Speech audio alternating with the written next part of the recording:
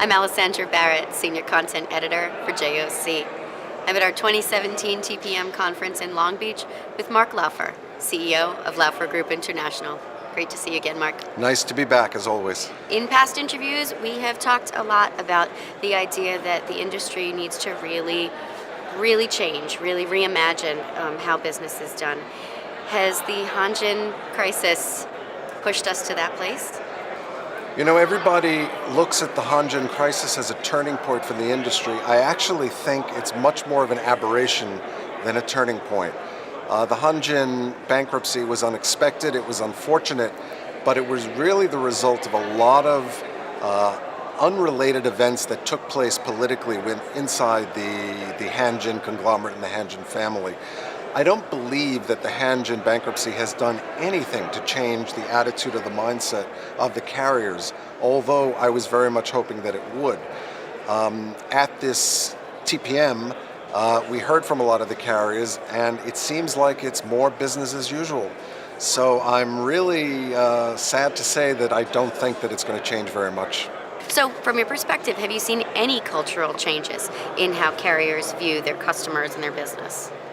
I see a lot of talk about cultural change and about how they view their customers, but practically and behaviorally, it looks like they're engaging in exactly the same kind of business model as they have for the past 40 years.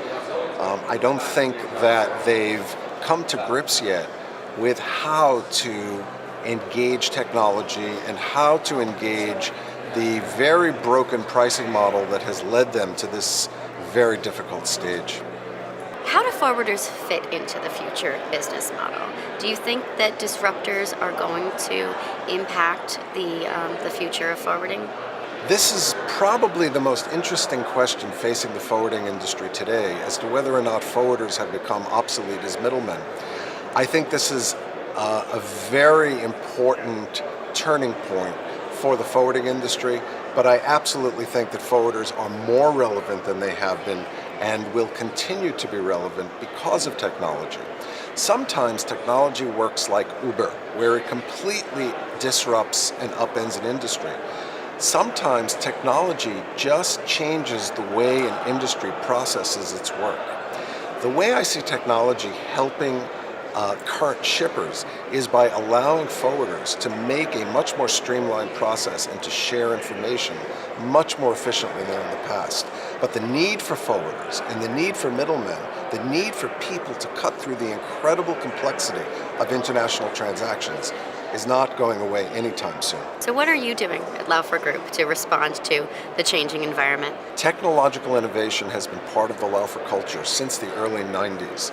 We have constantly been innovating and on the cutting edge of visibility tools, of web-based interfaces, and of notifications and booking information done electronically.